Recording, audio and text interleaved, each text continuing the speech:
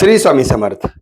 बंधूंनी एक विचारलंय, प्रश्न आहे त्यांचा, घरामध्ये कोणती चित्र कोणत्या दिशेला लावावी किंवा कोणती चित्र घरामध्ये लावूच नाही.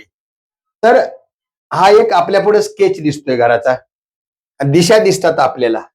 घरामध्ये नैऋत्य दिशेला उत्तरेकडे तोंड करून कर्त्या पुरुषाचा फोटो प्लस त्यांच्यासोबत हसरं कुटुंब असेल तर अशा कुटुंबाचा एक हसरा फोटो बसलेला घरामध्ये लावावा.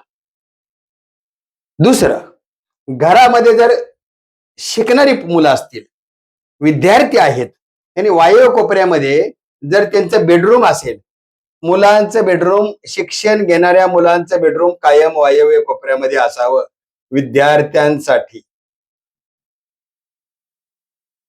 तर दक्षिणेकडे तोंड करून किंवा दक्षिणेकडे तोंड करून किंवा पश्चिमेकडे तोंड करून अशा भागामध्ये माता सरस्वती देवीचा फोटो लावायचा.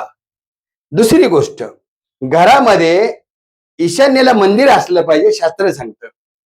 तर मंदिरामध्ये फोटो, कुलदैवत, इष्टदैवत, ग्रामदैवत अशाच दैवतांचा फोटो घरामध्ये, मंदिरामध्ये घराच्या चालतात. आग्नेय कोपऱ्यामध्ये जर अग्निदेवता, सौम्य पेटणारी आग असा जर एखादा दिवा किंवा त्याचं चित्र जर आग्नेय कोपऱ्यामध्ये किंवा इलेक्ट्रिसिटी मध्ये छोटासा बल्ब येतो, तांबूस किंवा नॉर्मली पिवळ्या रंगाचा, आग्नेय कोपऱ्यामध्ये लावला तरी चालतो. बाकीच्या दिशामध्ये कोण व्यक्ती काय काम करतो आणि त्याला चित्र कुठलं उपयोगी आहे हे इथं सांगता येणार नाही. त्यामुळं जे अपेक्षित होतं तेच मी सांगितलं.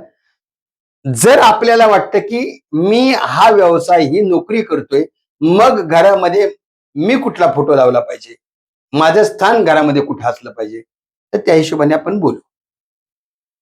आता सध्याच्या प्रश्नामध्ये मी एवढंच वर्तवलेलं आहे. आपण जर काय प्रश्न उद्भवला किंवा आपल्याला जर प्रश्न उद्भवला तर कमेंट्स मध्ये लिहा, त्याच्यावरती मी सविस्तर पुढे बोलेल. आता इथेच थांबू. तोपर्यंत श्री स्वामी समर्थ.